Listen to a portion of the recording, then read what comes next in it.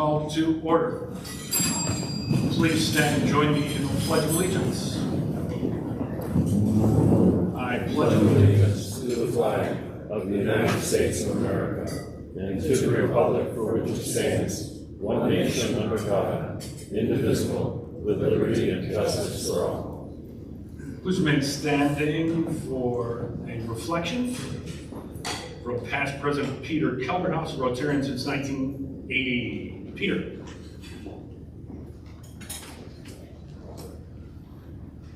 Thank you, Mr. President. Be thankful, live simply, be kind, do your best. Use please and thank you. Cherish your family and your friends. Never give up and believe in yourself. Listen with your heart, help others, laugh often, and love a lot. And I'd like to end with a 99-year-old gentleman named Jimmy Carter. He says, I have one life and one chance to make it count for something. My faith demands that I do whatever I can, wherever I am, whenever I can, for as long as I can, with whatever I have, to try to make a difference. Thank you.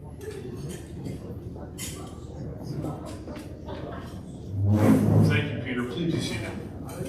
Here to introduce today's guest and visiting Rotarian, Sergeant at Arms Meredith Lamb. Meredith is an attorney at Lamb Law Offices. She's been a Rochester Rotarian since 2016. Meredith. Thank you, President Jeff, and good afternoon, Rotarians. Hope you guys are well today, and I'm going to be super loud. So, get ready for this Friday for the 5K. I hope everyone signed up. I'm going to be there. I'm going to try to run. I'm going to do my best. You can sign up through the Sunshine Camp website or through the Rochester Rotary website. And after you run, we will have 6 featured breweries. So if you don't want to run and you just want to come for the 6 featured breweries, you can buy tickets for that just separately and watch us people who are actually trying to run. You can wave us as we go by. And also, this is a new course this year. They have a new course, so you might want to check it out. So I'm going to announce the upcoming birthdays. Please follow with the Rochester Rotary One Club. October 18th, Michael K. Cheek. October 20th, Amy Del Corvo. Now I'm pleased to introduce today's visiting guest. Guests, when I call your name, please stand and remain standing until President Jeff welcomes you all. And we're also going to follow along with the Rochester Rotary One Clap. Okay. Guests of Doug Phillips, Diane Phillips. Guests of Doug Phillips, Brian Hickman. Guests of Doug Phillips, Fred Smith. Guests of Jeff Hallett, Lynn Hallett. Guests of Scott Anthony, Peter Bonafonte. Guests of Dan Viviano, Zach Hutchinson. All right, I present today's visitors and guests. Thank you. Thank you, Meredith. And as you are seated now, please take your seat. I welcome you, and I want to remind you that we're not just a bunch of people who have lunch each Tuesday, even though we enjoy that very much. We have a pretty robust mission, and I want to tell you that it's mainly 3 things. We help kids in our city at School 8, we help kids with disabilities at the Sunshine Camp in Russia, and we help children and their families around the world through our initiatives with Rotary International. And each of the people in this room, each of our members, has a role in one or more of those missions. And they can tell you what those things are, and I think they're probably eager to do that if you have time. In any case, thanks for being here.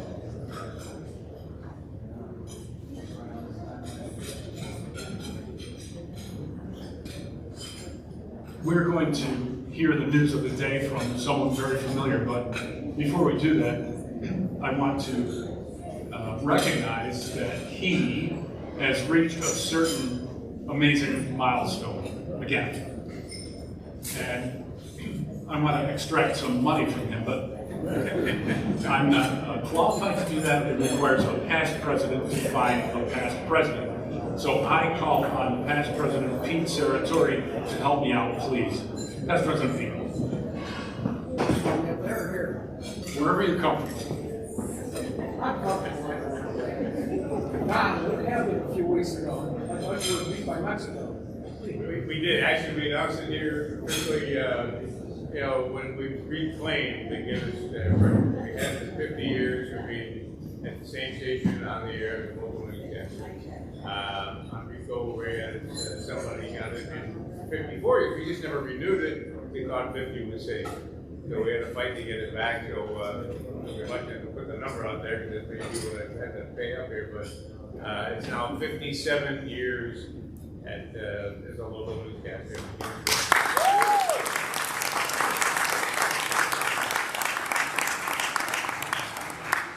So, on behalf of all past presidents and judges, we would like to find you $57, and I will do a match. And if you're off there, who else will do a match? Thank you very much. I just want to do a match too, considering I celebrated my 57th birthday this year, so I will match that too. It's appropriate.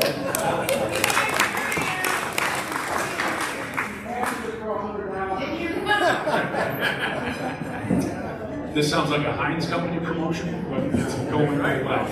And I want to remind everybody that when you contribute to funds such as this, it goes this year to Rotary International and many activities around the world. Not only solving the scourge of polio, but so many other things for children and their families, water and schools and so on and so forth. So thank you all for contributing and recognizing Don's fabulous achievement, which he does just by going to work every day, but we honor that because the longevity is unbelievable. In any case, now the good news. It's Don Elhart. He's the Associate News Director at 13 TV, past district governor, and past club president, Rochester Rotarian since 1976. Don.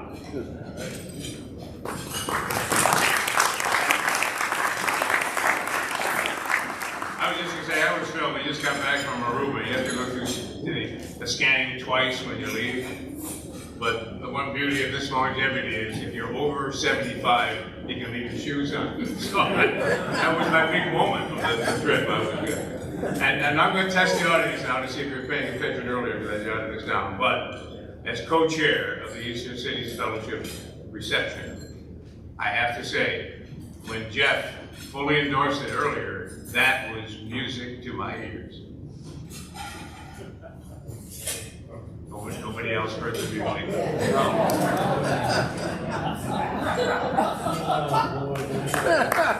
All right, you've got a tough audience for a program. We have to put that to the test. All right, President Biden will be traveling to Israel and Jordan on Wednesday to meet with Israeli and Arab leadership. Governor Hochul already on her way to the Middle East as well. Rotary is we're still waiting to hear word actually from the Rotary Foundation as to what Rotary is doing to address the conflict and funding. We expect to hear more, and District Governor Julie has promised an update as soon as we can, and we'll let you know how to direct any interest you may have in that. Locally, a news conference being held by Rochester Police at this time. I don't know if we know any more information on that poor girl that was found over the weekend, 16-year-old, and we're going to find out if Jakara Lopez Moore, he was missing since August. Her body found over the weekend. We're getting an update with more information from Rochester PD today. All right, let's take a look at Wall Street. A little more encouraging than it's been. The Dow was up 105 points, Nasdaq up 22, S&P 500 up 14. Tootsie Roll today is up 23 cents a share at $30.90. And weather-wise, we've kind of turned the corner into fall, but 56 degrees today. Tomorrow, partly cloudy, 62. A little warmer on Thursday, 68. You're off for the 5K on Friday. Well, it says a chance to showers in the afternoon, but I think Julie's gonna change that. So we won't, it's just a safe, but it's gonna be 64 degrees, so you got a nice comfortable run and walk in there. Rain on Saturday, but this, when we meet again next Tuesday, sunshine, pure sunshine, 56 degrees. So that is our news update, and thank you again for all of those who match. It's worth getting the Guinness record just to raise more money for Rotary, and I appreciate all those that contributed along with me today. Thank you.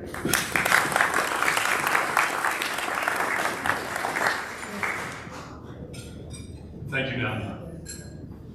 Before we get to our guest speakers today, I want to recognize that the Bills did kind of win this week.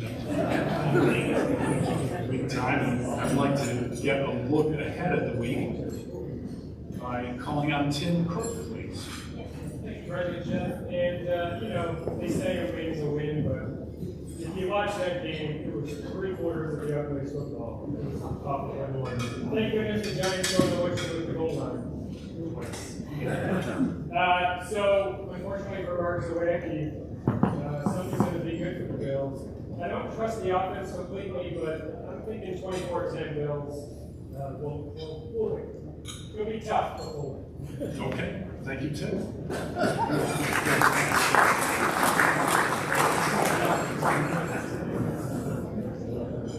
The first of our two speakers today is President and CEO of ROC 2025, the Alliance of Economic Development Organizations, established in 2019 to accelerate growth in the Greater Rochester region.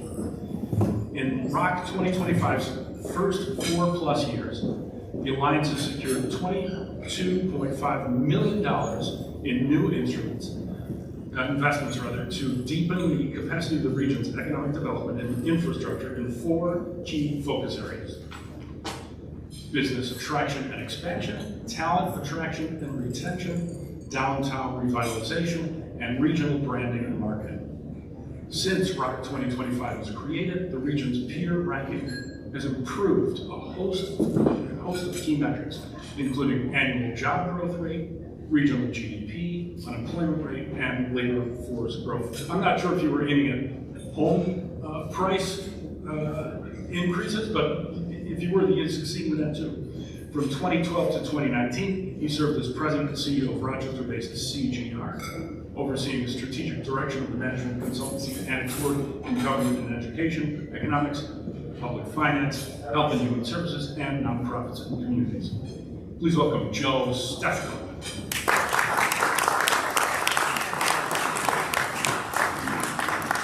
Our other speaker is President and CEO of the Rochester Downtown, he's sitting right down, sorry. Is President and CEO of the Rochester Downtown Development Corporation. Previously, she served as Director of Planning and Placemaking, the Downtown DC Business Improvement District. She's an avid open space advocate and a planner with a background in community and economic development. Through the management of RDDC and the Rochester Downtown Partnership, her focus is to help downtown Rochester build on the great energy and activity here today and continue to grow as a resilient, dynamic, thriving, and inclusive community. Please welcome Galin Brooks and Joe Stefko.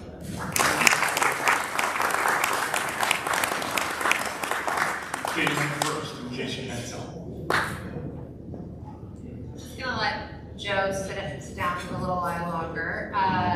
We are here today together to talk to you all a bit about downtown core of Rochester, but also one initiative in particular, which is an initiative for a business improvement district in the heart of downtown Rochester. So I'm going to get started, and then I'm going to hand it over to Joe, who I'm sure many of you know, to finish us out and give some perspective from the ROC 2025 vantage point. So thank you very much for having me here today. Thank you for that wonderful introduction and for lunch and all of the great conversation. It's certainly a privilege to be in this room and with this community. We at RDDC, the Rochester Downtown Development Corporation, do partner with the Rotary a fair amount, and we really appreciate that ability, that support, that communication, really that collaboration for the betterment of our city. So as I said, I'm going to level set a little bit at the outset, share some stats and some hear information about the downtown core, and then walk you through some high-level points as related to the effort for potential business improvement district, which is a type of nonprofit for the downtown core. So a couple of high-level bullet points on the very heart of our city. When we think about downtown Rochester, the Rochester Downtown Development Corporation and the Partnership for Downtown Rochester, the two organizations that I lead, we're really focusing on the area that's traditionally the inner loop, plus or minus 1 or 2 blocks, depending on where you are. So we all have our own definitions of downtown and neighborhoods, and they can vary a great deal, and that's completely okay. But just to anchor us in the area that we're traditionally talking about, and that's really that inner loop core. So a lot going on already. Over 10,000 people living in downtown today. That's something that a lot of people don't necessarily know. There's been a lot of conversion of old historic buildings into housing, and there's also been some new construction. There's also a fairly high level of subsidized and regulated affordable housing right in the downtown. It's at about 30% of the total housing stock. So it's something else that you might not know or really perceive when driving around. A lot of that comes in newer buildings. That's really been driven through incentive programs. But wonderful other assets in downtown. We have a Wax Store 94, a bunch of cultural institutions. It's really the cultural heart of our region, but also a lot of our transit assets that are really anchored there. So we track at the Rochester Downtown Development Corporation and the Partnership for Downtown, we track a number of different stats related to performance in downtown: visitation, residents, workers, visitors, how often they're moving in and around downtown, but also performance inside buildings. So office space, residential, retail, how that's doing and how that's tracking. So I'm just gonna walk you through some of those stats. So this relates to visitation overall and our visitor numbers in the downtown. You can really see how we're rebounding post-pandemic. And it's starting to tick back up, but we certainly have a long way to go. You can see the total visits in 2022 at 15.4 million. And this shows from 2018 through today. So it's giving you a bit of a trend line and a sense of how we're rebounding and recovering post-pandemic. I will mention also this data, the source, just for your overall awareness, is cell phone information. So you'll see the citation at the bottom. A group called Placer, they really track this info primarily for retail location decision making, but for a fee, anyone's able to access it, and it gives you some really good insight and information into movement and activity, particularly in the urban core. So if we're tracking on these total visits, thinking about 2023 year to date and how we're doing, this is just year to date, so when you compare it to that 15 million number, we still have another quarter to get through, so we'll see where we land at the end of the year, but it is tracking to do as well as we did the year before, and hopefully we'll improve upon that even further. You can see in the unique visits, this shows some opportunity for more repeat visitors. On the previous slide, it showed pre-pandemic years there were more unique visitors in total, and we've gone down a little bit on the frequency, therefore, and the amount of times that any one individual was coming into downtown. We also track the most frequented sites, so this won't surprise anyone in this room, I don't think, but Museum of Play is currently top of the list. With the expansion that happened and opened at the end of June, they had record visitation numbers, about 85,000 in both July and August, so really seeing the impact of that and an uptick there. It's also interesting to note some of the other spaces that show up on this list. I always find out is for barbecue interesting, but if you try going there on a Friday night, you'll believe this. Parcel 5 is also a really interesting site to see on this list. You know, there was a community advocacy push to green that space, and it's become a really well-utilized central square for the downtown core. We certainly program it with some of our event programming and a whole host of other groups. I can see Kurt Long here with the RPO, the city, and lots of other entities and folks who are getting in on that as well. So if we look at the weekday daily average, you'll be able to see an uptick and a rebound to about 74% of pre-pandemic levels. This is for everyone. This is for visitors, workers, and residents, and I'll go later and show you the segmentation just for workers. But it's showing some recovery, but still, a long way to go. 26 percentage points off off of where we were pre-pandemic at those levels. Weekend daily average, and this is true across the country, rebounding more quickly, more effectively, about 87% of the pre-pandemic levels. This makes sense if you think about it. One of the big impacts on downtown activity, of course, is office space and work from home. And with extracurricular activities, people have returned to some level of normal at a quicker clip. So when we look at those workplace trends, you do see a slower recovery. We're at about 58% of pre-pandemic levels. So still not seeing the level of people in office on a day-to-day basis that we would hope to see, but certainly some recovery and some uptick. So we do find that somewhat hopeful. So in terms of market tracking, I mentioned this a little bit earlier, we do a biannual survey of properties in downtown to see how office and residential are performing. The source you see on the left is actually from a third party, it's from Pyramid Brokerage, and that's showing about 26% vacancy in the office market.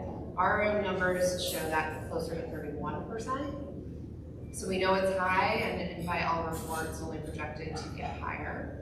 On the retail side, vacancy is also high, and in particular, we've focused in with this analysis on the very, very core of downtown, so between Franklin and State on Main Street, and there you find about a 62% vacancy rate for ground floor retail.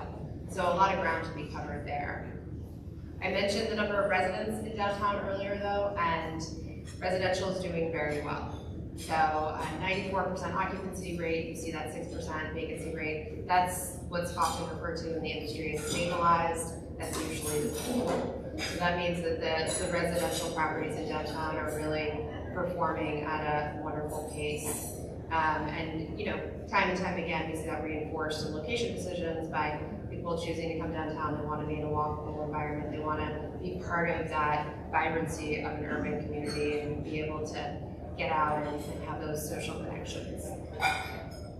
So what are we doing? RDPC as a partnership for downtown. One of our big initiatives that we started in 2022 is Downtown Definitely events.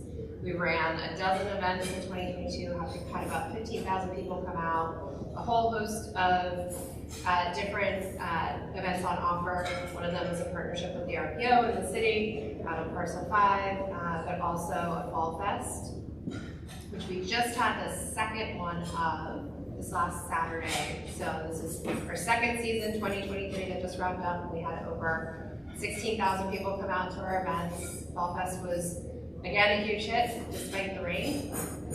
I like to think that once you tell your 3-year-old that you're going to take them to sit in a fire truck, it's pretty hard to not do that. So we've got a lot of people out there, thankfully. But this has been a really successful program and really helps to drive the energy and activity that people are hungry for in downtown.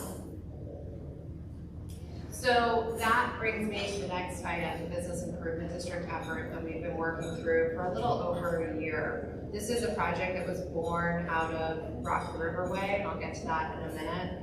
But I wanted to first walk you through the main components of the process. The first is to develop a vision. And really, what's that North Star for the effort? What do people want to see more of in their downtown? What's lacking? What do they think could be improved upon? And what do they love about it? So really creating and setting that unified, community-driven vision for what we're solving for and what can be done to enhance the experience in downtown. The second is the development of a district plan. So that's really the outline of what a business improvement district could do. And then the third component is the business improvement district itself. So forming this special type of nonprofit that would serve the heart of downtown, downtown core. So I mentioned Rock the Riverway and the origins of this effort. Some of the actions and steps that have preceded where we are today are the Rock the Riverway Phase 1 vision plan, also some actions more broadly in terms of nonprofit establishment, committee setup. The Phase 1 Rock the Riverway vision plan set out a number of projects for the heart of downtown to reinvigorate the riverfront, better connect people to their river, and really create a park network that was worthy of the Genesee and worthy of the Rochester community. one of the specific projects that was recommended as part of that was the creation of a management entity for those downtown Rockdale Riverway spaces. So the city, the state, they came together, they created a management entity working group, did some community engagement, they hired a consultant to say, what kind of entity should this be? What makes the most sense? And the recommendation out of that was to pursue a business improvement district. They're the types of organizations that really bring together private sector and public sector support and emphasize collaboration and partnership and are able to better leverage resources for downtown communities. So the Rochester Downtown Partnership was formed to really be the vehicle overseeing this effort in 2021. And then the bid formation committee, a committee out of that group, was formed in 2022. And the first step by the city council was to initiate the process to pursue a potential business improvement district. And that happened in August 2022. So that's just the timeline, level setting, some of the main nuts and bolts of how we got to where we are today. So coming out of that vote from the council, there was a clear commitment to community engagement that was emphasized on the city council side, but also by the leadership of the Partnership for Downtown Rochester. So we really headed straight into a pretty robust community engagement process with a lot of different types of events and ways to get involved. We've reached over 1,000 people through 35 plus events and asked people what, those questions I shared earlier, what do you think is working well? What do you think could be better? What does downtown really need to serve your needs? And so people start to emphasize certain themes when you come, to that level of engagement. There's a strong response that people want more from their downtown. They want more things to do and see. They want more options. They want more access. They want more there. So I want to take a step back just for a minute while we're in the Business Improvement District effort and talk a little bit about what business improvement districts are. So they're nonprofits that are formed when property owners in a specific geography choose to pool their resources to fund new programs and services. They're formed through actions of local government. They're overseen by local government in New York State. There's also state law that dictates how they get set up and how they're run.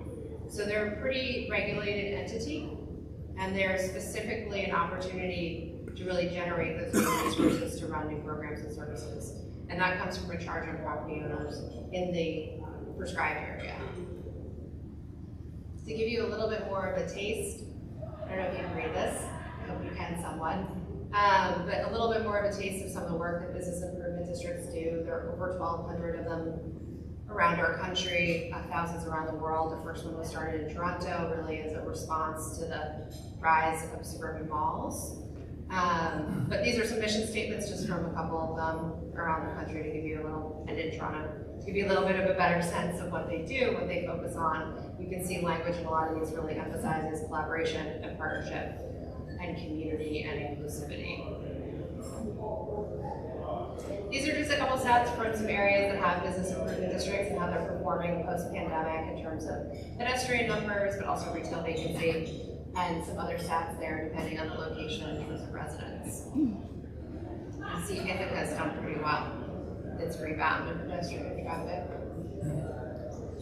So, in terms of Rochester and all of that community engagement that we've done as part of this process, that really led us to that North Star, that vision for downtown that's community informed from a variety of perspectives and guided by that bid formation committee that I mentioned earlier. And so this vision both harnesses and emphasizes the existing assets in our community, especially in the downtown core, and really puts out an aspiration for a bustling heart of the region that's got active street life, that makes it feel welcoming and safe for all. Additionally, in relation to the feedback received, and there's some fear and concern around this effort that's out there, so especially directly to address that, there's a set of guiding principles that the bid formation committee worked to draft. And this is all available on the Partnership for Downtown.org website. But these really speak to the emphasis of community, inclusivity, equity, but also the desire that we hear time and time again for more vibrancy, more vitality. So now we're in the process where we're coming together around a draft district plan with the bid formation committee. We hope to have that first draft released later this fall. But it has a couple of key services that would be in it to really offer the community as part of this standing up of a business improvement district. Top of the list, of course, is marketing events and activation. So responding to that really loud cry for more there in downtown, more things to do, more neighborhood serving retail, more activities, more events, but also more awareness of it. If people get that that's part of the problem, right? The marketing, the promotion, the communication around it could be a lot stronger. Number 2 on the list, hospitality. So some sort of a presence of city residents that are walking around that can greet people, that can better direct them to things to do and see in the area. But also be, a resource on local history, if need be, or other fun facts, or a conduit to services if somebody's in need. The next on the list is maintenance and beautification. So flowers, banners, lighting, things that ensure that the public space feel more welcoming, more cared for, and that signal that this is a place that feels good to hang out in, that you want to be in. Small business and livability services, really relating to small businesses as a lifeblood for functioning, thriving, sustainable, healthy downtown core, and supporting them staying downtown and being successful, but also recruiting new entrepreneurs who are locally trying to get their start in and helping them find a brick and mortar and helping them to get off their feet.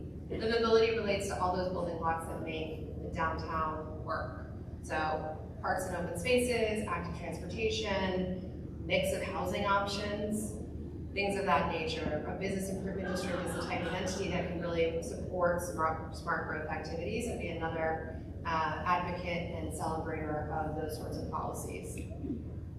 So before I leave you and Joe gets to talk and inspire you all, I'll give you a quick overview of the timeline where we are today. I mentioned that we're working to get the draft district plan hopefully out later this fall. That will be a first draft. It'll be out for 30 days for public comment. There'll be a series of community engagement activities, a community meeting, but also some pop-ups.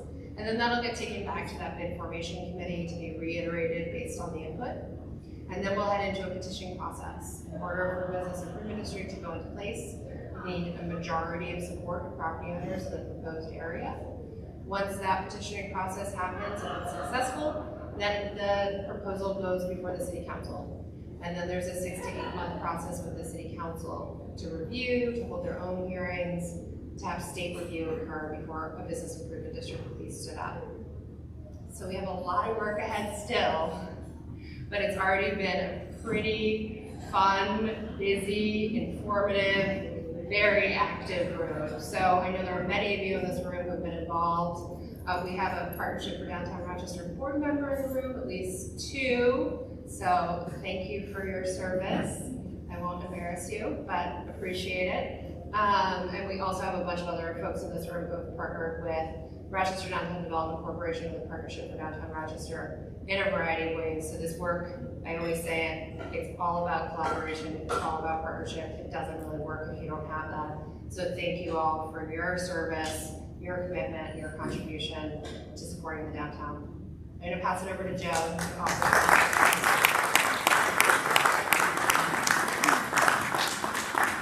Good afternoon, everyone. Good to see you all.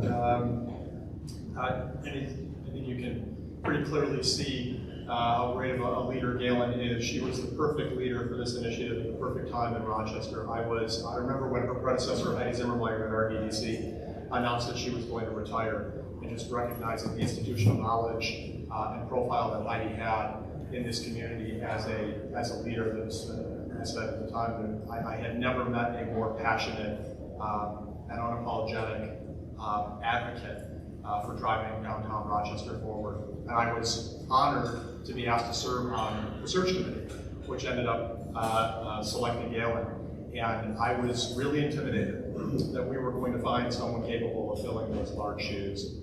And Galin has turned out to be the absolute perfect leader for this effort at the perfect point in time, a really exciting point in time for our downtown core, and frankly for the entire for the entire region, so I'm grateful for her partnership.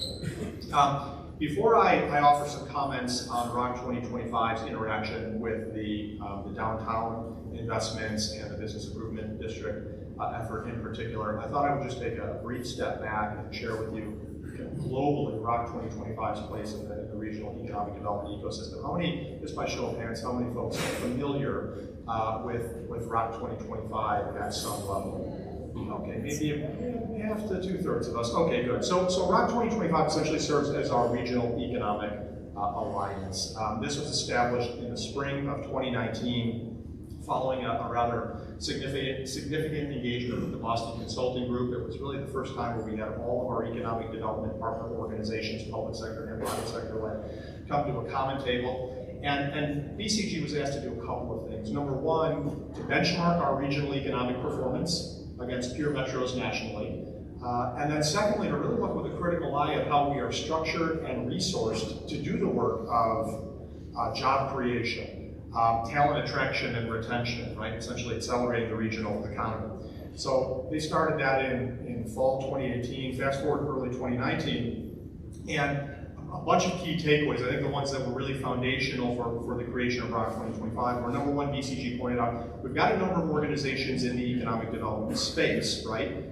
There's an opportunity to be really intentional about aligning their strategies, their priorities, and having clear lines of accountability. Right? So that was number one. And number two is they benchmarked our economic development, you want to think about it as our organizational infrastructure, to peer regions across the country. They said, boy, you're just under-resourced relative to your peers. So whether that's a function, as we see in other sectors in our community, of maybe the Kodak or the big three hangovers, when there was an era when we had one or two or three big corporate benefactors who would come in and fill that budgetary gap, whatever the reason, we were under-resourcing our economic development infrastructure relative to peer regions across the country. So working with BCG, we developed what started as about a 5-year, $20 million capacity building plan, a series of targeted capacity building investments. As Jeff pointed out in the intro, we've already secured pledges and commitments from private sector organizations, companies, philanthropic partners in this region. Just shy of $22.5 million. We're on the verge. You'll hear more about this probably in the next 4 to 5 months. Now beginning to pivot to what happens beyond 2025, and what does the next 25, 30, $40 million in targeted capacity building investment look like? How do we continue to build on the momentum that we've generated? But there are 4 primary pillars, capacity building focus areas for ROC 2025. Jeff alluded to these. We have business growth, which is sort of business attraction and retention and expansion. We have our regional talent strategy, which is all about attracting talent from around the country, around the world, retaining the talent that we have in our midst, the almost 80,000 enrolled college students, the 6th highest enrolled college student density of major metros in the country, just above San Jose, right? We have talent in our midst. We've got to do a really good job of connecting them to the community and making this place sticky so they grab their diploma and they decide to start their career, start their business, begin their civic initiatives here in Greater Rochester.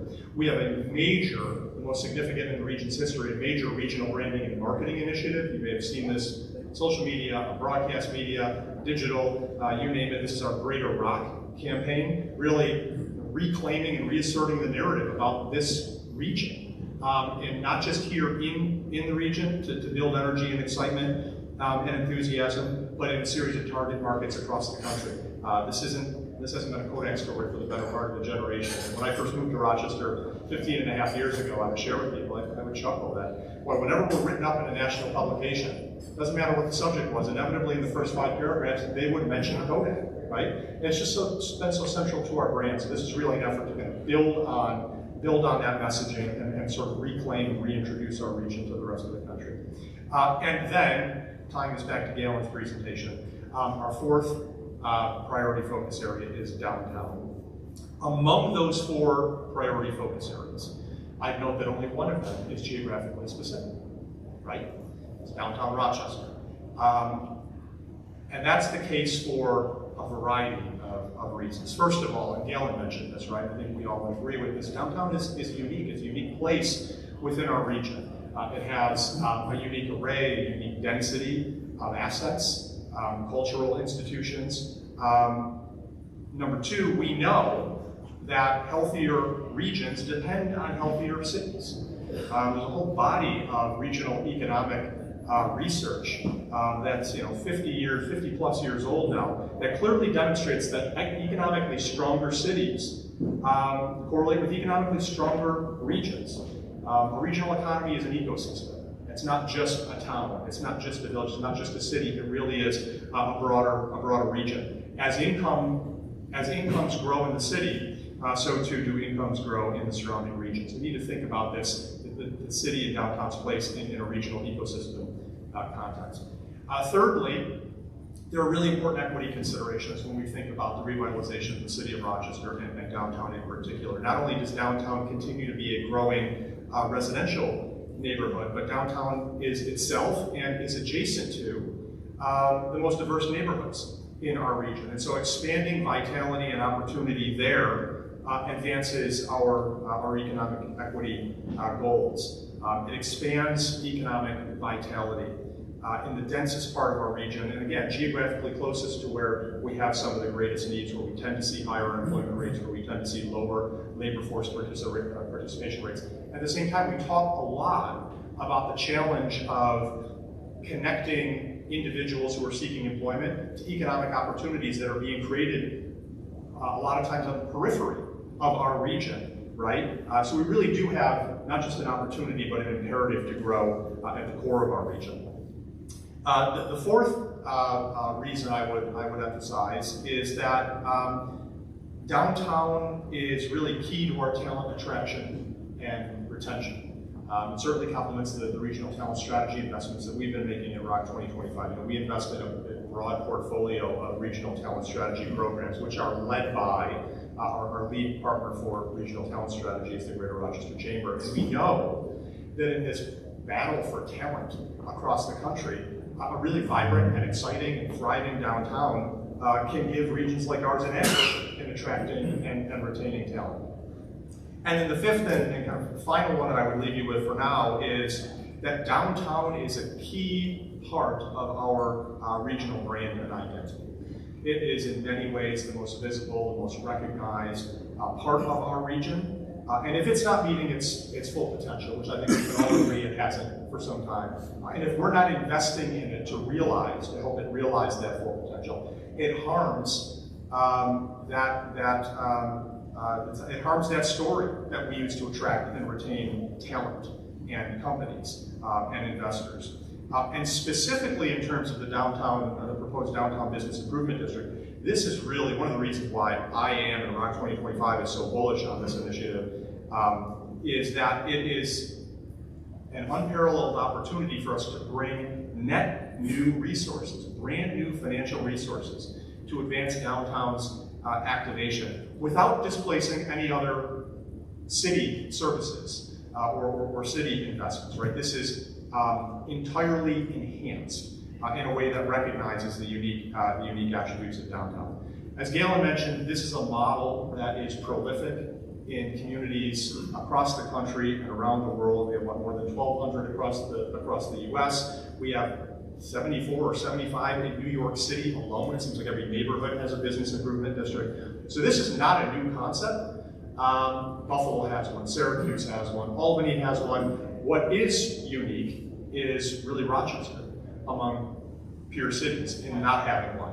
So this effort will remedy that and will give us an opportunity to, at long last, generate net new resources that we can invest in activating downtown, telling downtown's message. When Don and his team visit Rochester, they're so successful at bringing conventions and visitors into our community, right? When they walk out the front door of the convention center, that there are opportunities there now to connect those visitors to attractions downtown, to provide them with information, and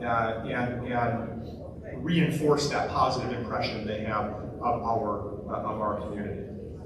We actually already have a small business improvement district in Rochester, but it's focused just on the High Falls district. So it's not, we don't have one that covers kind of the full core of downtown, but the rest of downtown, for all the reasons that you heard Galin speak to, can certainly benefit significantly. In closing, the last thing I would just emphasize, I know Jeff mentioned this in his intro, so ROC 2025 is essentially at its It's about 4.5-year mark right now, and really proud of not just the extent to which our business community and philanthropic community and government partners have stepped up to invest in these targeted capacity building priorities, but the extent to which we're seeing needles move in the region right now. I think, maybe like a lot of communities, we don't often do a good job of telling our own story and tooting our own horn.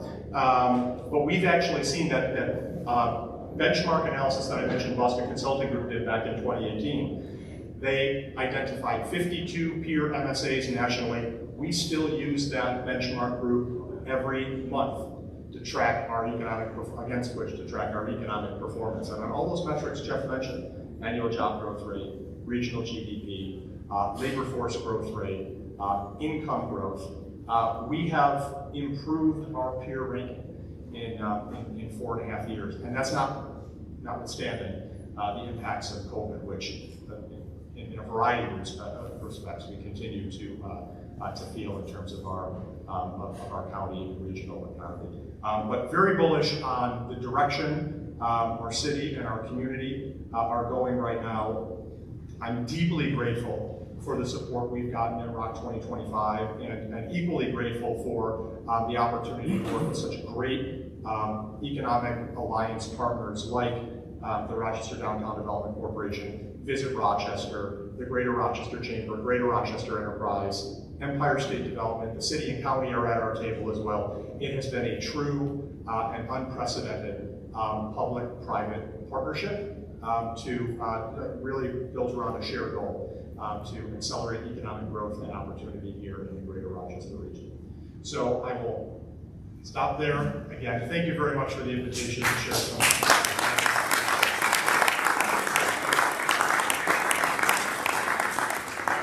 Time for a couple of questions from, yes. Yes. I'm curious about the aqueduct building and if there's been any regards to the future of that. Can you repeat the question? The question was about the future of the aqueduct building. There is a lot of movement around the aqueduct building. I know the whole aqueduct complex, I think it's 7 or 8 buildings in total.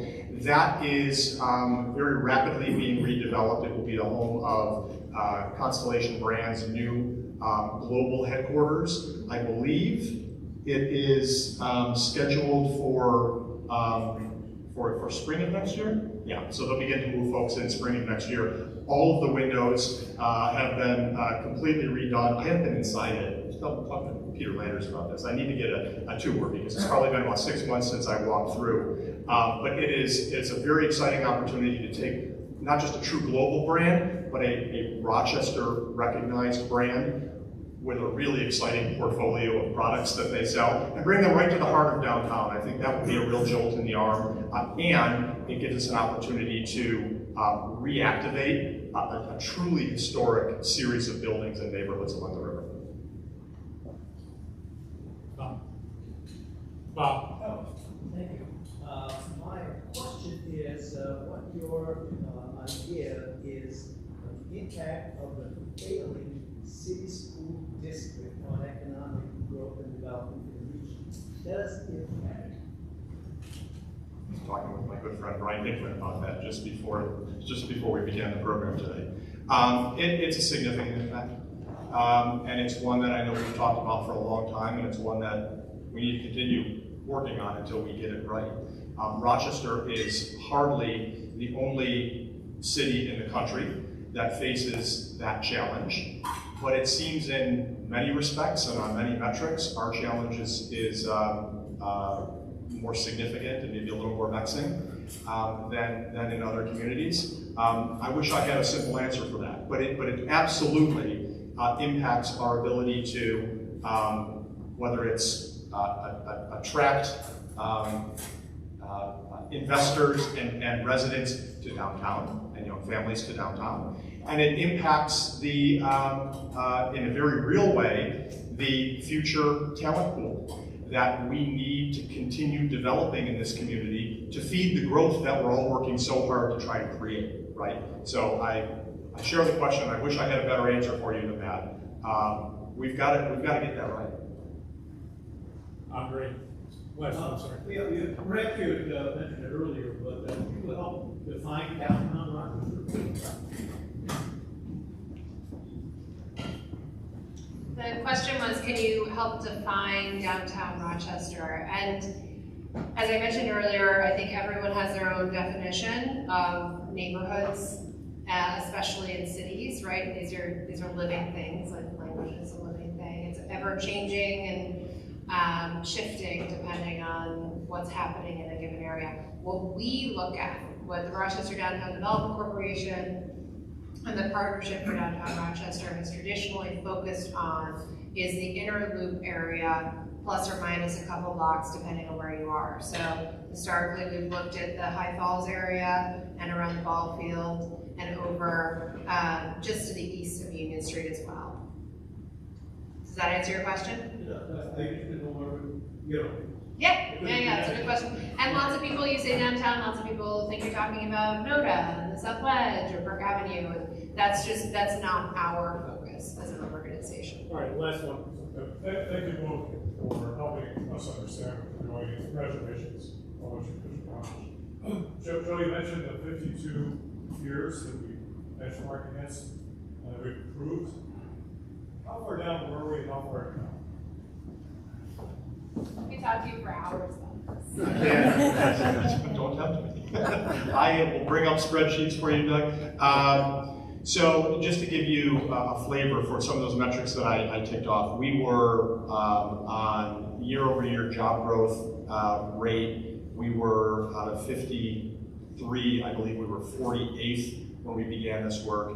We were 37th last month, 36, 37. On regional GDP, we were 49th or 50th. Last year over year, we were 35th. So we're seeing forward momentum here. The one where we've improved, but only by a couple of ranking points, is in labor force growth. And frankly, I think that is just given the demographic headwinds that we have faced for a couple of generations in this part of the U.S. And given the volatility in the labor market that resulted in during the pandemic, kind of folks on the left side of the curve and the right side of the curve falling out of the active labor pool. That's an enormous priority. We're only up maybe 2 slots on that. We've gone from like 49th to 47th or something like that. But that's really the rationale for these investments that we're making in a very robust talent strategy portfolio, which includes things like I mentioned, our Campus Rock initiative to drive up the retention rate of the 16 or 17,000 college graduates that walk across stages in this region every year. We want to keep more of them here. We were keeping 1 in 3. About 5 years ago. We're a little north of that right now, but we've got to keep more of them here. They've already self-selected into our region. So we have initiatives like that. We also have initiatives that are at smaller scale, but supporting talent attraction. Some of you may have heard of our Greater Rock Remote campaign. This was a pilot program that launched about 16 months ago, modeled on an initiative that Tulsa, Oklahoma launched called Tulsa Remote, where we're actually, through a competitive application process, paying a cash incentive to fully remote workers who can live and work anywhere. We want them living and working here. So we've had well over 4,000 applications to that campaign in 16 months. We've relocated the first, we're probably upwards of 120, 130 relocations to the region right now. We have far outstripped our ability to continue funding, but we're kind of still in the pilot phase of that. So it's a bunch of pieces of that talent strategy puzzle focused on attracting talent and retaining talent, while at the same time, better connecting talent that's already here, that may be on the sidelines economically, to open and available opportunities and workforce training opportunities. Thank you.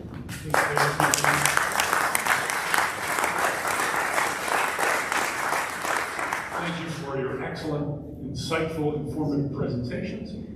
We have a request of you and a gift. The request is for you to sign this book, which will be placed in the school, 8 Roberto Clemente School Library, and Evelyn Del Rey is moving away. So there's that, and in as much as your jobs are to put a figurative good taste in the mouths of people about the Rochester region. We have something that's going to put a literal good taste in your mouth. It's Sunshine Camp syrup made at our own camp in Rush, New York. Thank you very much. Thank you.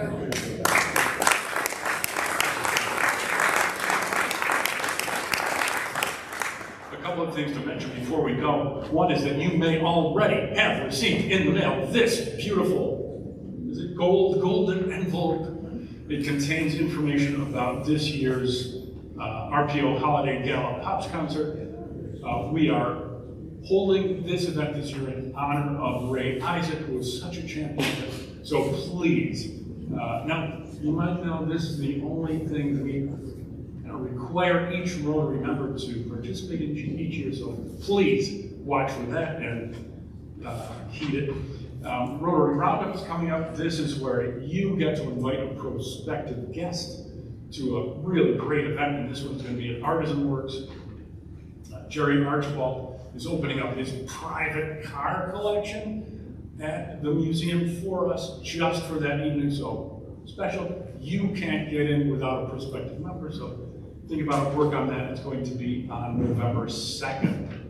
Last but not least, in upcoming special events, our club has been invited to the Brain Game. Short notice, this Thursday evening at 5 o'clock at the Hyatt. This is a contest. It's hard questions. Think about it, there's a winner. It's a whole thing. There's dinner, cocktails. It's a fun time.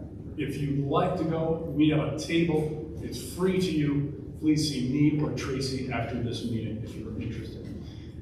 Upcoming Rotary meetings, Tuesday, October 24th, Dean Jones, brewmaster from Genesee Brew House, right here at Oak Hill. And then on Tuesday, October 31st, it's going to be Rotary on the Road at Black Button Distilling. I sense a theme. I don't know if you do. Our quote for the day is from Danish architect Jan Gehl, who said, "First, we shape the cities, then they shape us." Meeting adjourned. Yes, it's going great. Yeah.